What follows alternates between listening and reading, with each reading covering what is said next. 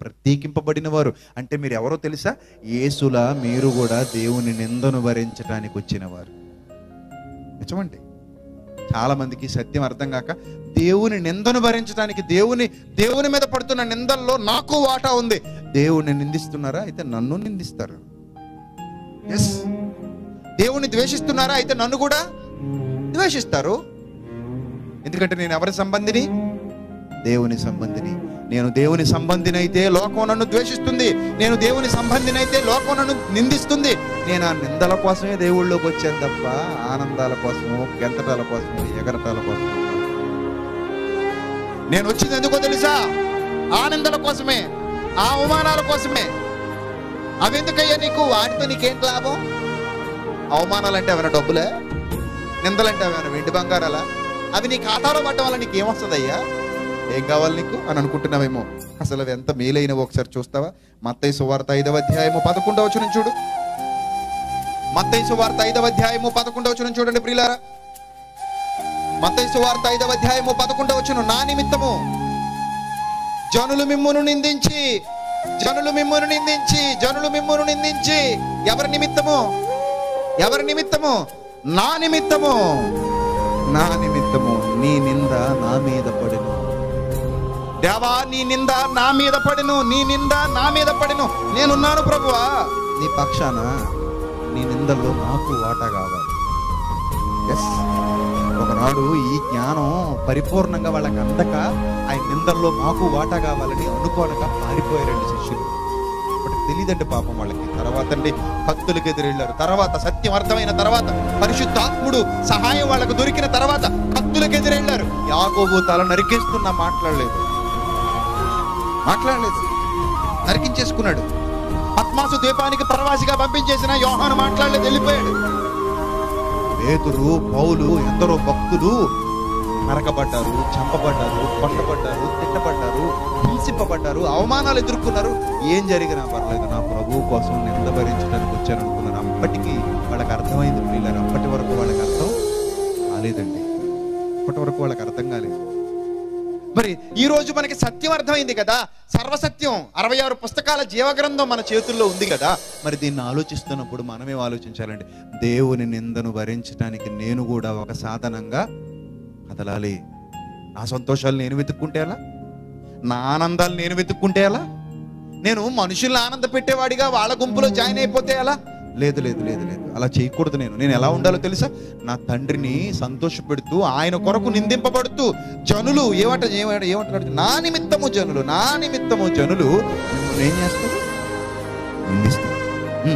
నా నిమిత్తము జనులు మిమ్మల్ని నిందించి, తర్వాత హింసిస్తారు. ఇందాక ఒక తమ్ముడు చెప్పాడు ఈ మీటింగ్స్ లో, ఈ దుమ్మలపేట క్రిస్టియన్ గ్రూప్ లో ఉన్న మీటింగ్స్ లో, పాలి భాగస్థుడైన ఒక తమ్ముడు నన్ను అన్న, సంవత్సరం కిందట ఈ కాకినాడలో ఒక మత ఛాందసవాది పుట్టించాడన్న సువార్త ప్రకటిస్తుంటే అని చెప్పాడు. చాలా బాధేసింది. ఒంటరిగా ఉన్నాడట. కాకినాడలో ఉన్న ఒక మత ఛాందసవాది ఉన్నాడు. వాడికోసారి గట్టిగా ఇచ్చాను వార్నింగ్, మామూలుగా కాదు. అక్కడెక్కడ నాకు కూడా ఏడుస్తూ ఉంటాడు, ఏం చేయలేడు. అలాగని డైరెక్ట్ గా నా ఎదురుగా వచ్చి నాతో సబ్జెక్ట్ మాట్లాడతాడా? వాడి గ్రంథాలు తెచ్చుకునంటే అంత సరుకు లేదు వాడి దగ్గర, అంత సరుకు లేదు. వస్తే ఎప్పుడైనా సరే నేను సిద్ధంగానే ఉంటాను నా ప్రభు పక్షాన. వాళ్ళ గ్రంథాలు తెచ్చుకుంటే నా ప్రభు పక్షాన ఆయన మహింపరచడానికి నేను ఎప్పుడు సిద్ధంగానే ఉంటాను. నేను అసలు ఎవరికి భయపడాల్సిన పని లేదు ఆ విషయంలో. ఎందుకంటే నేను పట్టుకున్న జీవగ్రంథంలోని మాటలు సత్యమైన మాటలు. అలాంటి సత్యాన్ని నేను స్వీకరించాను కాబట్టి నేను ధైర్యంగా ఉంటాను. తమ్ముడు చెప్పాడు, చాలా బాధ అనిపించింది నాకు. అన్నా నన్ను కొట్టారన్నా అని. అప్పుడు నేను అన్నాను, ఇదే గుర్తు చేశాను. నా నిమిత్తము జనులు మిమ్మల్ని నిందించి, తర్వాత హింసించి తప్పులేదు తమ్ముడు, కొడితే తప్పేలేదు తమ్ముడు, దెబ్బలు తిన్నావా? ఏం పర్లేదు. ఎందుకంటే ఆయన నిమిత్తం సువార్త ప్రకటనలో ఉండగా నువ్వేం తిన్నావు? దెబ్బలు తిన్నావా? అది ధన్యత. నా నిమిత్తము జనులు మిమ్మల్ని నిందించి, తర్వాత హింసించి, తర్వాత మీ మీద నిజాలు కాదు ఇంకా అక్కడ నుంచి మాట్లాడేది. ఎందుకంటే నువ్వు నచ్చలేనప్పుడు నీ గురించి నిజాలు ఎందుకు చెప్తాడు? అబద్ధాలే చెప్తాడు. నువ్వు నచ్చలేదు వాడికి, నువ్వు నచ్చనప్పుడు నీ గురించి ఏం చెప్తాడు? అబద్ధాలు చెప్తాడు. నిజాలు ఎందుకు చెప్తాడు? మిమ్మల్ని నిందించి మీ మీద అబద్ధముగా చెడ్డ మాటలు ఎలా పలుకున్నప్పుడు మీరు ధన్యులు, అందులో సంతోషాన్ని వెతుక్కోమని దేవుడు చెప్తే నువ్వెక్కడ ఎత్తుక్కుంటున్నావు? సంతోషించి ఆనందించుడి, ప్రభువునందు ఆనందించుడు అంటే అర్థం ఇది. ప్రభువునందు ఆనందించుడు అంటాడు ఫిలిప్పీ పత్రికలో, అర్థం ఇది. అప్పుడు సంతోషించండి, ఆనందించండి. ప్రభువా నీ నిమిత్తం నేను దెబ్బలు తిన్నాను ప్రభువా, నా ప్రభువా నీ శ్రమలలో నేను కూడా వాటా తీసుకుంటున్నాను, ఆ నిమిత్తం నువ్వు ఎంతో శ్రమ పడ్డావు, నీ శ్రమల్లో నాకు వాటా దక్కింది. ఈ లోకం మాయలోకం, ఈ లోకం సాతాను సంబంధమైన లోకం, ఈ లోకంలో సాతాను అధికారం కూడా కనబడుతుంది. వాడు సింహాసనం వేసుకుని కూర్చున్నాడు, అనేక మందిని మాయ చేశాడు, అనేక మంది మనోనేత్రాలకు గుడ్డితనం కలుగజేశాడు, అనేక మందిని వాడు వైపు తిప్పేసుకున్నాడు, అనేక మందిని వాడు వశం చేసుకున్నాడు. ఇలాంటి లోకంలో నేను జ్యోతి వలె వెలుగొందుతున్నప్పుడు నన్ను ఆర్పేయాలని చూస్తున్నాడు, నన్ను నిందించాలని చూస్తున్నాడు, నన్ను అవమానించాలని చూస్తున్నాడు, నన్ను కొట్టాలని చూస్తున్నాడు, నన్ను తిట్టాలని చూస్తున్నాడు, నా మీద అబద్ధముగా చెడ్డ మాటలలో పలుకుతున్నాడు, అనేకుల్ని ప్రేరేపిస్తున్నాడు. నీ ఇంటి వారే నీకేమవుతారన్నాడు? శత్రువులైపోతారు ప్రభు కోసం ఖచ్చితంగా నిలబడితే. అయినప్పటికీ వేరు తిరగొద్దు, నీకు బహుమానం ఇవ్వటానికి ఆయన సిద్ధంగా ఉన్నాడు. అయినప్పటికీ వెనుదిరిగి చూడొద్దు, నీకు బహుమానం ఇవ్వటానికి నీ ప్రభు సిద్ధంగా ఉన్నాడు. నీ ప్రభు మాట తప్పేవాడు కాడు, నీ ప్రభువు నిన్ను విడిచిపెట్టేవాడు కాడు, నీ ప్రభువు నీకు తోడుగా ఉండేవాడు, ఆయన నిన్ను విడువడు ఎడబాయుడు. సంతోషాన్ని వెతుక్కోమంటున్నాడు. ఎక్కడ వెతుక్కోమంటావయ్యా సంతోషాన్ని? నా నిందలు నువ్వు భరిస్తే నీకు సంతోషం కాదు. లేదు ప్రభా, నీ నింద భరిస్తే నాకు సంతోషం కాదు ప్రభా, నేను కొంచెం తినాలి ప్రభా, తాగాలి ప్రభా, ఎంజాయ్ చేయాలి ప్రభా, అందులో వద్దు ప్రభా నాకు సంతోషం అంటావు. అలాగంటావా? ఒకవేళ ఇదే విధంగా ఆయన సంతోషాన్ని వెతుక్కుని ఉంటే ఈరోజు నీకు నాకు రక్షణ వచ్చేదా? ఈరోజు నీకు నాకు రక్షణ వచ్చేదా? రాదు, రాదు. మనల్ని రక్షించడానికి ప్రభువు ప్రసవ వేదన అనుభవించాడు, మనల్ని రక్షించడానికి ప్రభువు ఎంతో భయానకమైన బాధ అనుభవించాడు, వేదన అనుభవించాడు, శోధన అనుభవించాడు. అలాంటి మహనీయుని చెంతకు చేరినటువంటి మనం మనకు నచ్చినట్టుగా సంతోషంగా కరెక్ట్గా చూడండి ఏమంటున్నాడు, మీరు నా నిమిత్తము జనులు మిమ్మల్ని నిందిస్తున్నప్పుడు, ఆ నిందల్లో హింసిస్తున్నప్పుడు, ఆ హింసల్లో మీ మీద అబద్ధాలు మాట్లాడుతున్నప్పుడు, ఆ అబద్ధాల్లో మీ మీద చెడ్డ మాటలు పలుకుతూ మీ గురించి బ్యాడ్ పబ్లిసిటీ చేస్తున్నప్పుడు, ఆ బ్యాడ్ పబ్లిసిటీలో మీరు ధన్యులు, అందులో మీరు సంతోషించండి, అందులోనే మీరు ఆనందించండి. ఈ లోకం పత్యం చేసేది మనకి. ఈ లోకంలో ఉన్నంతకాలం క్రైస్తవుడా నువ్వు చేయాల్సిందేంటో తెలుసా? పత్యమే. అదే ప్రభు, నచ్చిందలా తినేయొద్దా ప్రభు? నచ్చిందల్లా నోట్లో పెట్టేయొద్దా ప్రభు? వద్దునైనా, తప్పునైనా. మరి ఏం చేయమంటావు ప్రభు? పత్యం చేయండి. నేనే పత్యం చేసినప్పుడు నువ్వు చేయలేవా? నేనే నీ కోసం పత్యం చేసినప్పుడు నువ్వు చేయలేవా? తప్పదు. అందులో ఆనందాన్ని వెతుక్కోండి. పరలోకమందు మీ ఫలము, పరలోకమందు మీ ఫలము అధికమగును, ఏలాగున వారు మీకు పూర్వమందుండిన ప్రవక్తలను హింసించిరి. ఏలాగున వారు మీకు పూర్వమందున్నటువంటి ప్రవక్తలను కూడా హింసించారు. మిమ్మల్ని అలాగే హింసిస్తారు, మిమ్మల్ని అలాగే బాధలు గురి చేస్తారు, మిమ్మల్ని అలాగే ఇబ్బందులు పెడతారు. ఇబ్బందులు పెట్టినా, బాధలు పెట్టినా భయపడకండి. అందులో ఆనందాన్ని వెతుక్కోండి, అందులో ఆనందాన్ని వెతుక్కోండి. దేవుని శాసనం. మరి నువ్వేం చేస్తావు? లోకాసు వార్త 6వ అధ్యాయం 22వ వచనం కూడా చూద్దామా? లోకాసు వార్త 6వ అధ్యాయం 22వ వచనం ఇంకా క్లారిటీగా చెప్తున్నాడు చూడండి. లోకాసు వార్త 6వ అధ్యాయం 22వ వచనం చూడండి. మనుష్య కుమారుని నిమిత్తము మనుష్యులు మిమ్మల్ని ద్వేషించి తర్వాత ఏం చేస్తారట? వెళ్ళేసేస్తారటండి. వెళ్ళంటే ఇంకా వీడిని ఇక్కడ నుంచి ఏం చేస్తున్నాం? దూరం పెడుతున్నాం. వీడిని గ్రామం నుంచి బహిష్కరిస్తున్నాం, వీడిని ఈ ప్రాంతం నుంచి బహిష్కరిస్తున్నాం. ఇదిగో నువ్వు మా ఏరియాలోనికి రావడానికి వీలు లేదు, వాళ్ళు కొట్టేస్తాం, అక్కడికి వచ్చావంటే గెంటేసాం, వెలేసాం. సరే, మనుష్యులు మిమ్మల్ని వెలివేసి నిందించి మీ పేరు చెడ్డదని. సరే, నీ పేరు ఏంటట? చెడ్డది. అసలు నీకు పెట్టబడిన పేరు ఎవరిదో తెలుసా? నువ్వు ఎవరి పేరు పెట్టబడిన వాడవో తెలుసా?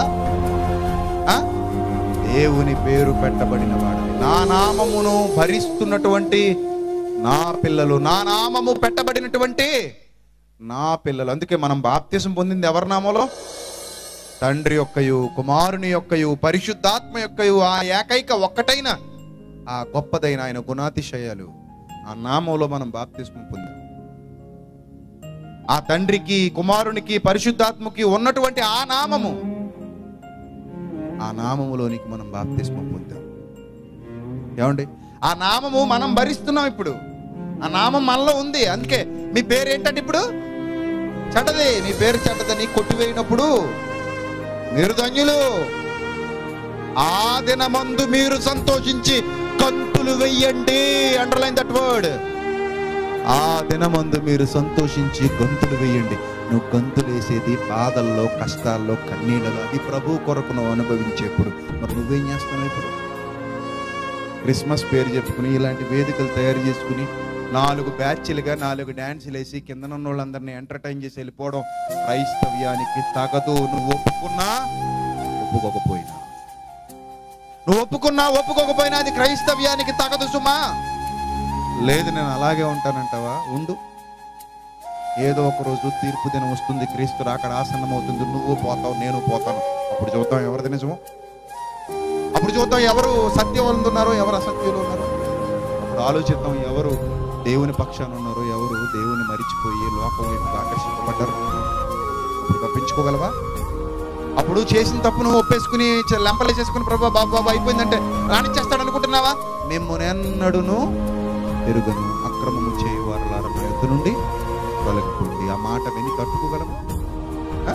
తట్టుకోగలవా? ఆ మాట విని తట్టుకోలేదు. ఆ పరిస్థితి మనకు రాకూడదు సహోదరులారా, రాకూడదు. సత్యమందు ప్రతిష్ఠ చేయబడి సత్యానికి తలొంచి సత్యాన్ని ఆశ్రయించి సత్యానుసారంగా మన జీవితాన్ని కొనసాగిస్తున్నప్పుడు భయము లేని జీవితాలు మనం జీవిస్తామండి. లేదు, వాక్యానికి భిన్నంగా వెళ్తే సౌలు అబద్ధాలు ఆడటం మొదలెట్టాడు సమూయేలు దగ్గర. అబద్ధాలు ఆడితే మాత్రం దేవుడికి తెలియదా? అబ్బబ్బా నేను తెచ్చింది ఎందుకో తెలుసా, నా కోసం కాదు, జనులు తెచ్చేశారు అన్నాడు. జనులు తెచ్చేస్తే నువ్వెక్కడ తెచ్చావంటే రాజు కదా. అవును, జనులు తెచ్చింది కూడా నా కోసం కాదు, దేవుడికి బలివ్వడానికి. అబద్ధం మీద అబద్ధం, అబద్ధం మీద అబద్ధం. ఎన్ని అబద్ధాలు ఆడితే దేవుడిని కప్పేయగలరండి? మనుషుల దగ్గర నువ్వు ఎన్ని అబద్ధాలైనా ఆడి నమ్మించేయి, దేవుడి దగ్గర అబద్ధాలు ఆడి నమ్మించడం నీకు కాదు కదా, ప్రపంచంలో ఎవరికి సాధ్యం కాదు. తీసేసాడండి రాజుగా, తీసేశాడు. నేను నిన్ను తీసివేయుచున్నాను, నీ బదులుగా నీ స్థానంలో మరొక రాజుని నియమించుకుంటున్నాను. చూసారా, సౌలు తన స్థానాన్ని కోల్పోయాడు దేవుని మాటను గౌరవించకపోవడం వల్ల. ఈరోజు నీకు నాకు అదే పరిస్థితి వస్తుందేమో ఆలోచించు. ప్రభువునందు ఆనందించి గంతులు వేసే సమయం, సందర్భం వేరది. సిచ్యువేషన్ వేరు. నిందల్లో, అవమానాల్లో, పోరాటాల్లో, శ్రమల్లో, ఇరుకుల్లో, ఇబ్బందుల్లో, ప్రభు కొరకు నువ్వు అనుభవిస్తున్నటువంటి ఘోరమైన అవమానాల్లో, ఘోరమైన చెడ్డ మాటల్లో ప్రభు నిందను భరిస్తూ ముందుకు సాగిపోతున్న జనాంగమా, క్రైస్తవ జనాంగమా, మీరందరూ ఒకే విశ్వాసంతో, ఒకే సువార్త విశ్వాస పక్షమున పోరాడుచు, ఒకే బాటలో, ఒకే మాటలో, ఒకే వాక్యపు ఆలోచనల్లో ముందుకు కదులుతుంటే సమాజం మిమ్మల్ని నిందించొచ్చు, అవమానించొచ్చు, కొట్టొచ్చు, తిట్టొచ్చు, మీ మీద చెడ్డ మాటలు పలకొచ్చు, మిమ్మల్ని వెలియొచ్చు, మీ పేరు చెడ్డదని కొట్టివేయొచ్చు. ఏదైనా కానివ్వండి, మీరందరూ ప్రభు కొరకు నిలబడిన వారు. అందును బట్టి సంతోషించండి, అందును బట్టి గంతులు వేయండి, అందును బట్టి మీరు ఏర్పరచబడిన వారు. అది వదిలేసి వేరే రూట్లోకి వెళ్తే ఎలా? అది వదిలేసి నీకు నచ్చిన ఆనందాలు నువ్వు క్రియేట్ చేసుకుంటే ఎలా? అది వదిలేసి నీకు నచ్చిన సంతోషాల్లోనికి నువ్వు వెళ్తానంటే ఎలా? ఎలా ఎలా ఎలా అది ఎలా సాధ్యం చెప్పు? అది వాక్యానుసారమేనా? వాక్యానుసారమేనా? కాదు ప్రియులు, కాదండి. ప్లీజ్ దయచేసి మీ మనోనేత్రాలు వెలిగించుకోండి. ప్లీజ్ మీ ఆత్మీయ జీవితాన్ని సరి చేసుకోండి. మీ వాక్యానుసారంగా ఉన్నాయో లేదో ఒకసారి పరీక్షించుకోండి. తప్పే ఉంది. దేవుడి దగ్గర తలొంచితే తగ్గితే తప్పే ఉంది చెప్పండి. అధికారుల దగ్గర తగ్గుతాం, వ్యక్తుల దగ్గర తగ్గుతాం, అవసరమైనప్పుడు ఎవరి ముందైనా పాదాభివందనం చేస్తాం. దేవుని వాక్యం దగ్గర తగ్గితే తప్పే ఉందండి. దేవుని వాక్యం దగ్గర తలంచుకుంటే తప్పే ఉందండి. అంతకంటే గొప్పది ప్రపంచంలో కలిగి ఉన్నదేది ఆ వాక్యం లేకుండా కలగలేదు కదా. ఆ వాక్యం ముందే నువ్వు తలంచుతున్నావంటే అంతకంటే గొప్ప ఆధిక్యత, ధన్యత ఏముంది చెప్పండి? ఏం లేదు. కాబట్టి ఆ మాటలు చూడండి ప్రియులారా, ఆ మాటలు చూడండి. ఆ నిందలు మనం ఏ వెతుక్కోవాలో చివరికి ఒక మాట చూసుకుని ముగించుకుందాం. హెబ్రీ పత్రిక 13వ అధ్యాయము 12వ వచనం కూడా చూద్దాం. హెబ్రీ పత్రిక 13వ అధ్యాయము, హెబ్రీ పత్రిక 13వ అధ్యాయము 12వ వచనం చూడండి ప్రియులారా ఏమని చెప్తున్నాడు. హెబ్రీ పత్రిక 13వ అధ్యాయము 12వ వచనం. కావున యేసు కూడా తన స్వరక్తము చేత ప్రజలను పరిశుద్ధ పరచుటకై గవిని వేలుపట శ్రమ పొంది పొందెను. కాబట్టి మనమాయన నిందను భరించుచు. ఏవేం భరించాలట? నువ్వేం భరించాలి? దేవుడు యేసుక్రీస్తు ప్రభువు ఏమన్నారు? నీ నిందను భరించుటను నీ నిందను నేను భరిస్తున్నానని తండ్రికి చెప్తున్నారు. మనల్ని నీ నిందను మేము భరిస్తున్నామని యేసు ప్రభువు ఆయన నిందను మనము భరించుచు. కాబట్టి మనం ఆయన నిందను భరించుచు పేరు పెట్టబడ్డాం. ఆయన నిందల్లో మనం కూడా వాటా. యేసుని బట్టి నిందింపబడు, యేసుని బట్టి అవమానాలు పొందుకో, యేసుని బట్టి హింసింపబడు, యేసుని బట్టి యేసుని బట్టి కలుగు శ్రమలోను అంటాడు. అంటే యేసుని బట్టి కలిగే శ్రమలో నేను కూడా వాటా సంపాదించుకున్నాను. గొప్ప మాట. క్రీస్తు శ్రమలు నా యందు పరిపూర్ణమవుతున్నాయి. ఆయన శ్రమలలో నేను వాటా తీసుకున్నాను అంటాడు పౌలు కూడా. ఆయన వదిలేసిన శ్రమలు ఏమైనా ఉంటే, ఆయన వదిలేసిన భక్తుల భావాలు ఎలా ఉంటే మనం ఏంటంటే, భక్తుల ఆలోచన ఎలా ఉంటే మనం ఏంటంటే చూడండి ఏమంటున్నాడు? మనము ఆయన నిందను భరించుచు శిబిరము వెలుపలికి ఆయన యొద్దకు వెళ్ళుదము. నిలువరమైన పట్టణము మనకి ఇక్కడ లేదు. పేతురు రాసిన మొదటి పత్రిక 4వ అధ్యాయము 14వ వచనం కూడా చూద్దాం. పేతురు గారు రాసిన మొదటి పత్రిక 4వ అధ్యాయము 14వ వచనం. క్రీస్తు నామము నిమిత్తము మీరు నింద పాలైన ఎడల, క్రీస్తు నామము నిమిత్తం మీరు నిందల పాలైన ఎడల మహిమా స్వరూపి అయిన ఆత్మనగా దేవుని ఆత్మ మీ మీద నిలుచుచున్నాడు. దోషంతో మీరు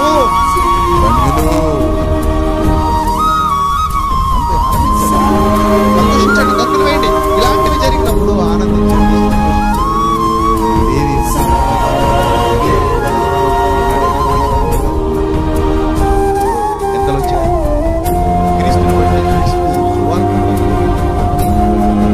క్రీస్తు సువార్త వ్యాప్తిలో ఏనాడైనా అవమానాలు ఎదుర్కొన్నావా? క్రీస్తు కొరకు కుటుంబంలో ఏనాడైనా శోధనలు ఎదుర్కొన్నావా? క్రీస్తు కొరకు నీ ఇంటి వారితో ఏనాడైనా ద్వేషింపబడ్డావా? క్రీస్తు సువార్తలో ఈ లోనుక మనం ఇచ్చే డబ్బులు కాదు, నువ్వు ఇచ్చే నీ పరిశుద్ధత ఇస్తావా? దేవుడికి ఇచ్చావా? అలా ఇవ్వకపోతే, అలా పరిశుద్ధతను ప్రభు కొరకు కాపాడుకొనకపోతే ఈ లోకంలో నీకు నిందలు అవమానాలు రావు. నువ్వు లోకంతో కలిసిపోతే లోకం నిన్ను ద్వేషించదు, ప్రభు నిన్ను ప్రేమించదు. ఒక్కసారి మీ జీవితాన్ని మీరు పరీక్ష చేసుకోవాలి. రాత్రి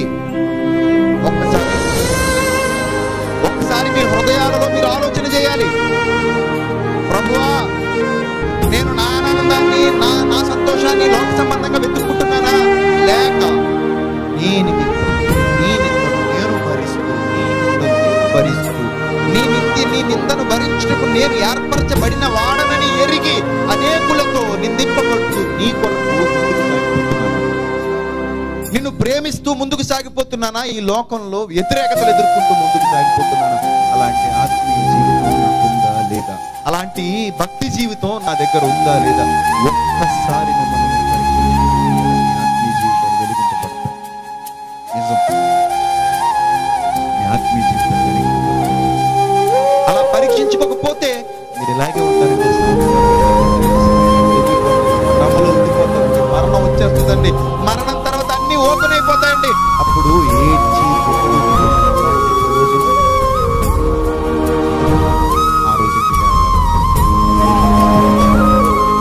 ఆ రోజు ఎందుకు కన్నీరు గార్చాలి? యుగ యుగాలు ఎందుకు పళ్ళు కొరకాలి? ఈ రోజే ప్రభు పాదాల దగ్గర పడి ఆయన వేడుకుంటే ఈ రోజే మన జీవితాన్ని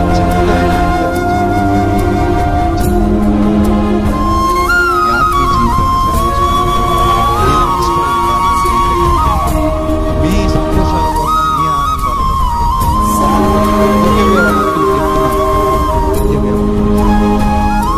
సంఘాల్లో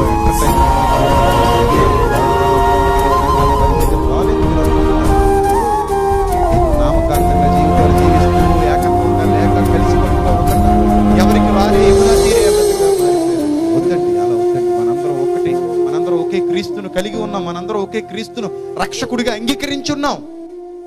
మన జీవితాన్ని మనమే సరి చేసుకోవాలి, అనేక మందిని వెలిగించాలి.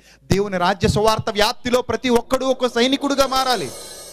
దేవుని రాజ్య సువార్త వ్యాప్తి కోసం, సత్యాన్ని సత్యంగా సమాజానికి ప్రకటించడం కోసం, అనేక మందిని సత్య మార్గంలో నడిపించడం కోసం, అనేక ఆత్మల రక్షణార్థమై మీరు నడుం బిగించాలి. యవనస్తులు తమ బలాన్ని దేవుని కోసం వినియోగించాలి. మీరు బలవంతులు, మీరు మీ బలాన్ని దయ్యానికి ఇవ్వకండి. స్టేజీల మీద గొంతులేసి నీ బలాన్ని ఖర్చు చేయకు. వాక్యం కోసం వాక్యాన్ని అవపాసన పడుతూ, నిద్రలేని రాత్రులు గడుపుతూ, వాక్యాన్ని నేర్చుకుంటూ, వాక్యాన్ని ప్రకటిస్తూ నీ బలాన్ని ఖర్చు చేయి.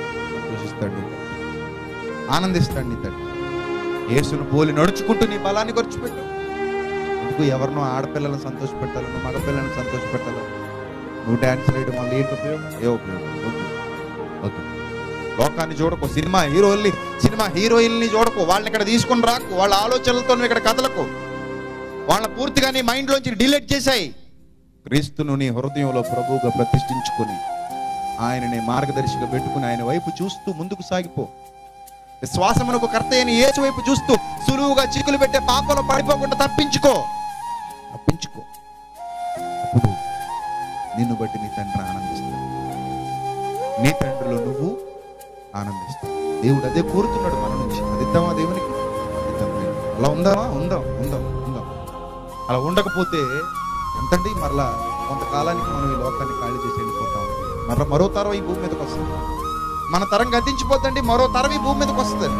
ఏమండి, మన ముందటి తరం గతించిపోతేనే కదండి మన తరం వచ్చింది.